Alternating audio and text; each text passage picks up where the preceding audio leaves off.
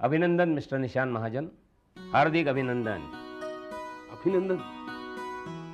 माझं अभिनंदन करावं असं मी काही केलं नाही डॉक्टर. रादर तुम्ही माझं अभिनंदन करावं असं तर मुळीच काही. चुकताय तुम्ही महाजन. अहो, काही महिन्यांपूर्वीचे किंवा वर्ष दीड वर्षापूर्वीचे तुम्ही आणि आजचे तुम्ही यात काही फरक नाहीये. घराबाहेर सुद्धा पडायला घाबरणारे तुम्ही आणि आज काही दिवसांपूर्वी आपल्या कुटुंबासह दार्जिलिंगला जाऊन आलेले तुम्ही यात काहीही फरक नाहीये. नक्कीच काहीतरी फरक आहे आणि तो चांगला आहे, म्हणून अभिनंदन. तुमचंही अभिनंदन डॉक्टर, कारण हा फरक तुमच्यामुळेच झालेला आहे. या यशात तुमचा सिंहाचा वाटा आहे, त्यामुळे तुमचंही अभिनंदन. तुम्ही अजून एक पेशंट बरा केलाय, त्यामुळे तुमच्या यशाच्या टक्केवारीत भर पडली असेल ना? नाही निशांत, असल्या यशाच्या टक्केवारीनं स्वतःचा अहंकार जपणारा डॉक्टर मी नाहीये. मी माझा पेशंट ही माझी आयुष्यभराची जबाबदारी समजतो. यश आणि अपयश तो साध्य करेल, ते मी नाही. I am sorry doctor. म्हणजे मी जर तुम्हाला दुखवलं असेल तर त्याबद्दल मला माफ करा. नाही, पण खरंच तसा माझा काही हेतू नव्हता. अहो, इतक्या सहजासहजी दुखावला जाणारा माणूस मी नाहीये, म्हणून तुम्ही त्याचं वाईट वाटून घेऊ नका. आधी मला सांगा, तुम्ही दार्जिलिंगहून माझ्यासाठी काय आणलाय की मला विसरलातच? नाही नाही, विसरू कसे. आणलंय ना, काहीतरी आणलंय. हा हा, तिकडचा उत्तमातील उत्तम चहा तुमच्यासाठी आणलाय. पण तो कुठे ठेवलाय अनुलाच माहिती. नाही नाही, काही हरकत नाही. बरं, अनुष्काबाई काय म्हणतात? त्यांच्या या नव्या उद्योगात कुठपर्यंत झालाय? म्हणजे तुम्ही त्यांना सल्ले देताय, त्यात रस घेताय, त्यांना मदत करताय, असं बरंच काही त्या म्हणत होत्या, म्हणून विचारलं एवढं. कसं आहे डॉक्टर, सुरुवातीला थोड्याफार अडचणी या येणारच. मान्य, एकदम मान्य. आणि त्या अडचणी कालांतराने दूरही होतील. अनु या 2 उद्योगांबरोबर तिसरा उद्योगी अगदी व्यवस्थित सांभाळेल, बघा तुम्ही. नाही, खरं आहे. म्हणजे आत्ताच्या त्यांच्या अडचणीच्या काळात तुम्ही त्यांना मदत करताय ना? हो, म्हणजे काय करतोय तर. म्हणजे बघा, तुमची एकदा मदत असेल ना तर पुढे काही बघायला नकोय. आता असं बघा, तिला लायसन्स मिळवून देणारा, रजिस्ट्रेशन करून देणारा किंवा इतर सगळ्या लिगल फॉर्मॅलिटीज पूर्ण करणारा एक हुशार आणि विश्वासू माणूस हवाय. तुम्ही तिला सांगू नका, पण असा एक माणूस मी हेरलेला आहे. आता सॉफिस्टिकेटेड भाषेत सांगायचं झालं ना तर तुम्ही त्याला लायसन्स ऑफिसर म्हणा, किंवा मग रांगड्या भाषेत म्हणायचं झालं तर फिक्सर. फिक्सर? हो, फिक्सर. सरळ मार्गानं न होणारी कामं आड मार्गानं करण्याची कला असते त्यांच्याकडे. हां, आय सी. हां, पण ते कायदेशीर किंवा नीतीनं वागत नाहीत. काय डॉक्टर, नीतीनं वागायला मलाही आवडलं असतं डॉक्टर. खरं तर माझा तोच स्वभाव आहे. पण त्यासाठी समोरचा माणूसही तसाच असायला हवा ना. पण प्लीज तुम्ही हे सगळं अनुला सांगू नका डॉक्टर. हो हो, मी लक्षात ठेवीन. तुम्ही बसा 2 मिनिटं, मी आलोच.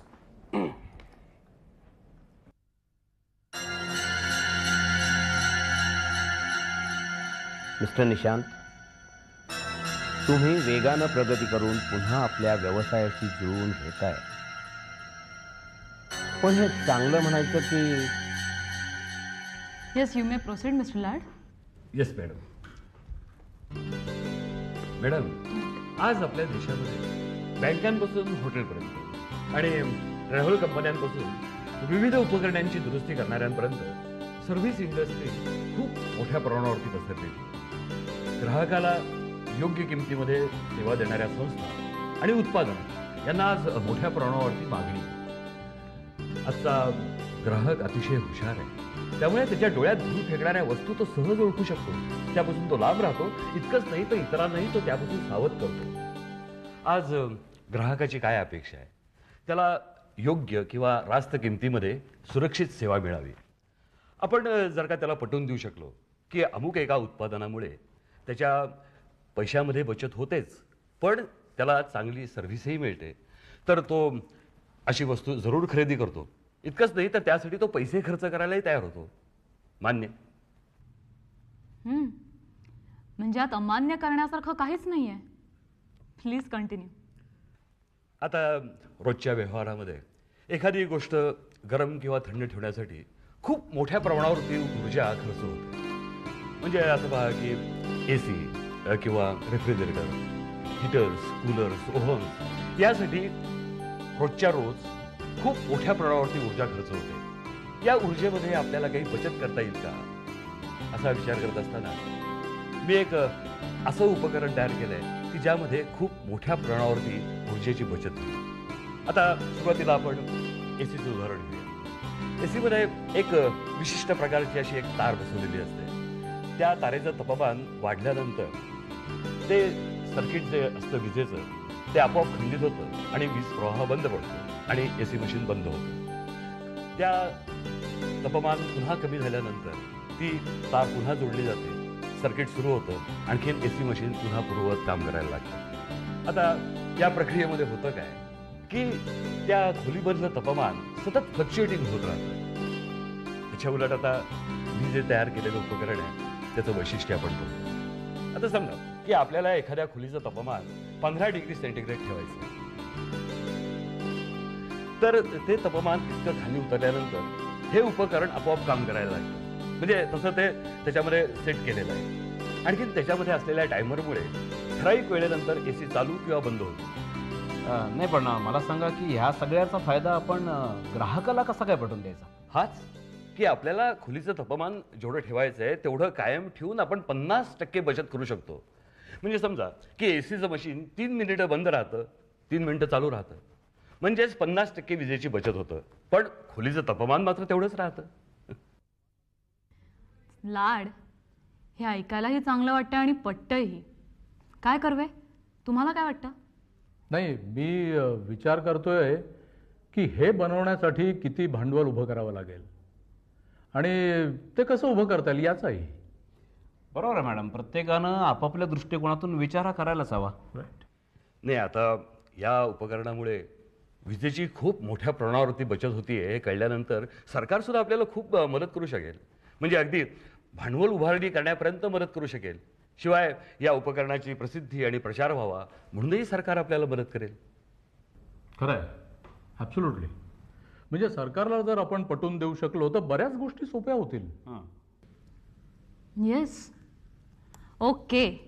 सो लाड, आपण शक्य तितक्या लवकर ह्याचं डेमॉन्स्ट्रेशन दाखवायची व्यवस्था करूया, राईट? येस. मॅडम, मला वाटतं आपण जे सरकारी अधिकारी बोलावणार आहोत त्यासोबत आपले काही महत्त्वाचे डिस्ट्रीब्युटर्स त्यांनाही बोलवू शकतो. हो, पण हे सगळं पेटंट आपल्या नावावर झाल्यानंतरच आपल्याला करता येईल. ओके. सो लाड, तुम्ही याचं काही नाव ठरवलंय? मॅडम, हे पेटंट मी माझ्या नावावर घेतलंय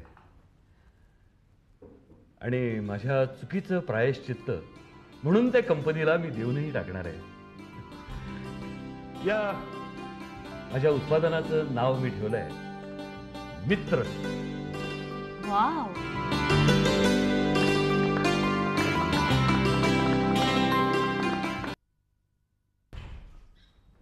आकांक्षा, काय झालं? मी ऑफिसमध्ये पोहोचलो तर टेबलवर बघतो ती चिठ्ठी. बस जरा. चहा घेणार आहेस? नाही नको. काय झालं काय? पण आई ठीक आहे ना? खूपच. खूपच म्हणजे माझं डोकं बिघडणं इतकी बरी आहे ती आता. काल घरी आली आहे, जरा सेटल होतीये, तर आज लगेच मी ऑफिसमध्ये जाताना प्रश्न सुरू. तनू कसा आहे? तू अजून घरी नाही का आला राहायला? मग तू इतके दिवस काय करतेस? काही हालचाल का करत नाहीस? काही कृती का करत नाहीस? हसू नकोस नचिकेत. प्रश्न एक नाही विचारला जात, प्रश्नांच्या फौजेला तोंड द्यावं लागतं मग मला. ठीक आहे, एवढंच आहे ना. चल, मी निघतो माझ्या कामाला. तू कुठे चाललास? बस जरा, माझं अजून बोलून झालेलं नाहीये. अरे हे सगळं घरी जाऊन तनूला जरा सांग आता. मग काय होईल? तो घरी परत राहायला येईल? अरे मग तो घरी लवकर परत येईल असं काहीतरी सांग ना. तुला काय वाटतं मी त्याला सांगितलं नाही? अगं, त्याला नाना प्रकारे समजावण्याचा प्रयत्न केला. उलट तोच मला सांगतो, काका तुझ्या सांगण्यावरून मी सुधाईला रोज भेटायला जातो की नाही? तुला जर माझी अडचण वाटत असेल तर मला तसं सांग. नचिकेत, मग तू त्याला असं खरंच सांगून बघ ना की तू आता यापुढे माझ्या घरात राहू नकोस. सांगशील? अगं त्याची त्यालाही तयारी आहे. तोच मला सांगत होता, काका तुला जर माझी अडचण वाटत असेल तर मला स्पष्ट सांग, मी माझी दुसरीकडे व्यवस्था करतो. उत्तम. मग काय आता? आता काय आकांक्षा, मी त्याला तू जा असं सांगू शकत नाही.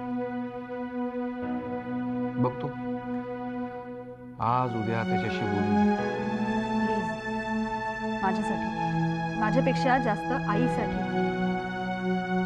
नचिकेत प्लीज आईला सोबत व्हावे म्हणून तरी.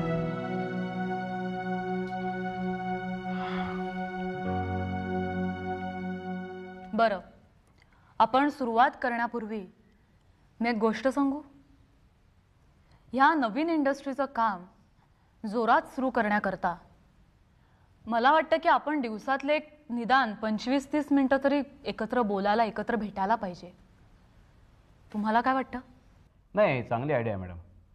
त्यामुळे काय होईल, अनेक महत्त्वाच्या गोष्टींवर चर्चा होऊ शकेल, प्रत्येकाला अपडेट माहिती मिळू शकेल आणि प्रत्येकाला आपल्या मतांबद्दल इतरांची मतं आणि त्याबद्दलची मदतही मिळू शकेल. हां, काय लाड? हो, त्यामुळे निर्णयही भराभर घेतले जातील. शिवाय या स्टेजला ते आवश्यकही आहे. पण किती वाजता? दुपारी 3 वाजता. कर्वे? हां, हरकत नाही. 3 ही वेळ तशी मला वाटतं आयडियल आहे. म्हणजे अशासाठी की दुसऱ्या दिवसासाठी आपल्याला काही पेपर्स तयार करायचे असतील, कुठे पाठवायचे असतील त्यासाठी, किंवा आपापल्या डिपार्टमेंटच्या मीटिंगसाठी. या मीटिंग नंतरही भरपूर वेळ मिळेल. येस. तर आता उद्यापासनं रोज दुपारी 3 वाजता आपण इथे मीटिंग घ्यायची, राईट? आणि अर्थात एखाद दिवशी जर आपल्याला काम नसेल तर आपण एक 5-10 मिनिटात मीटिंग उरकूया. एक कपभर चहा घेऊन. शुअर. बरं कर्वे, तुम्हाला काहीतरी सांगायचं होतं ना? ॲक्च्युली तुम्हाला सांगू, तुम्ही ज्या वेळेला मला फोन केलात ना त्यावेळेला मला ही रोजच्या मीटिंगची आयडिया आली. नवीन कंपनीच्या रजिस्ट्रेशनसाठी मॅनेजिंग डायरेक्टर म्हणून तुम्ही काम पाहालच, पण बाकीचे डायरेक्टर्स, काही जुने काही नवीन, हे आता भराभरा ठरवायला हवंय. म्हणजे कंपनीच्या बोर्डावर जर काही नवीन डायरेक्टर्स येणार असतील तर त्यांच्याशी बोलून त्यांची संमती घ्यायला हवी. यामध्ये मी एक सुचवू का? नाही, म्हणजे मॅडम, आपल्या डायरेक्टर बोर्डावरती जर एकूण 9 मेंबर्स असतील तर मला असं वाटतं की त्यातले महाजन परिवारातले 3 मेंबर्स मॅडमनी सुचवावेत. बरं, आणि बाकीचे? हां, म्हणजे बाकीचे उरलेल्या 6 पैकी 3 जण कन्सल्टंट म्हणजे सल्लागार हवेत. विशेषतः कायदा, तंत्रज्ञान आणि ॲडव्हर्टाइजमेंट या क्षेत्रातले ते नामवंत असे लोक असले आवश्यक आहे. अर्थात उरलेल्या 3 माझ्या डोक्यामध्ये निश्चित असं अजून काही ठरलेलं नाही. मी सांगू, ते 3ही प्रोफेशनल असावेत. म्हणजे कामात असलेले, कामाचं ज्ञान आणि अनुभव असलेले. म्हणजे ही इंडस्ट्री, हा व्यवसाय याची संपूर्ण माहिती ज्यांना आहे असे. उदाहरणार्थ तुम्ही 3? काय तुम्ही काम नाही करणार डायरेक्टर्स म्हणून? नाही व्हाय नॉट मॅडम, आम्ही आमचा तो बहुमानच समजू. पण मॅडम, माझी एक सूचना आहे. म्हणजे बोर्ड डायरेक्टर्सची संख्या 9च्या ऐवजी 12 असावी.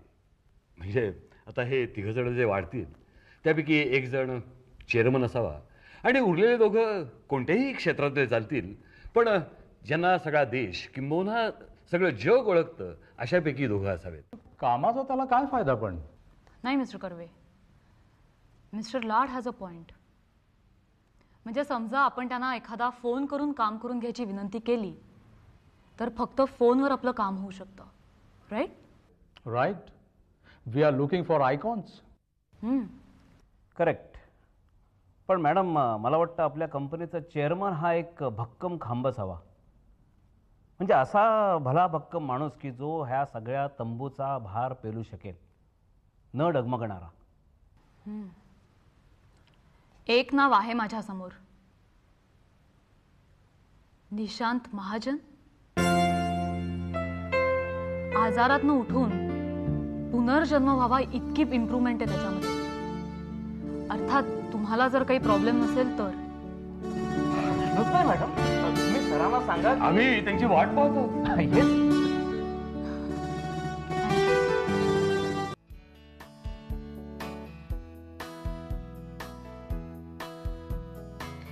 मस्त आहे ना? नचिकेत काका, आज एकदम जेवणानंतर आईस्क्रीम वगैरे काय? मला जरा थंड वाटेल, डोकं थंड होईल, मन थंड होईल आणि मग मन मोकळं करता येईल. तुला काय ताप बीप आला की काय? अरे नाही रे, अरे एवढं गरम होत होतं,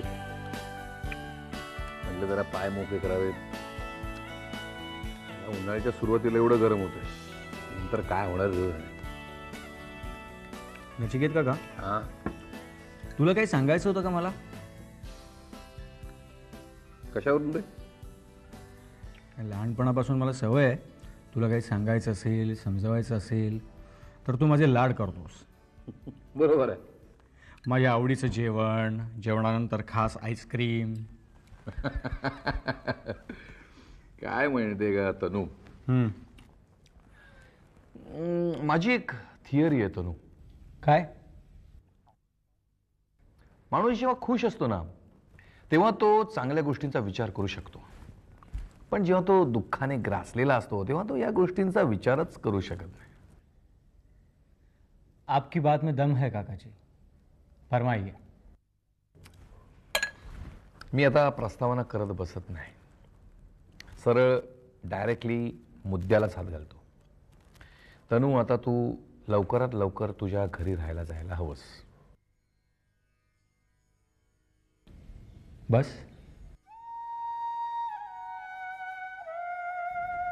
एवढंच उरलंय आपल्या दोघांमध्ये बोलणं.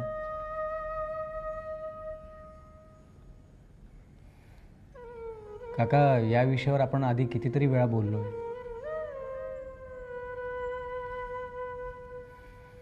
मला असं वाटतं की तुला माझा त्रास किंवा खूप कटकट व्हायला लागली. काका, जर का तुला असं वाटत असेल की मी इकडे तुझ्याकडे फुकटात राहतोय,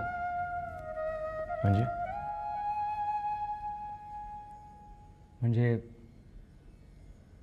आजपर्यंत तू माझ्यावरती जो काही खर्च केलास तो मी एका डायरीत लिहून ठेवला. उद्या कमवायला लागल्यानंतर ते सगळे पैसे मी तुला परत देईन आणि ते तू चुपचाप घेशील. हां, आता व्याज वगैरे मी देणार नाही, कारण तो तुझा अपमान होईल. नचिकेत काका, अरे मला तुला दुखवायचं नाही, मला वाईट नाही वाटलं, खूप बरं वाटलं आणि खूप समाधानही झालं. तनू, अरे बाबा, तुझ्यासारखी सरळ मनाची आणि तरीही स्वाभिमान शाबूत असलेली मुलं फार कमी असतात रे अलीकडे. म्हणजे जमेल तशी आणि जमेल तेव्हा चैन करण्यापलीकडे त्यांना काही सुचतच नाही. तनू, तू नेहमी विचारायचंस ना की काका, मला घरी राहू दिल्याबद्दल तुम्हाला पश्चात्ताप नाही ना वाटत?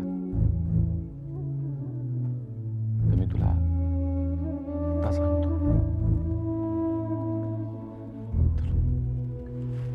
मला तुझा खूप अभिमान वाटतो,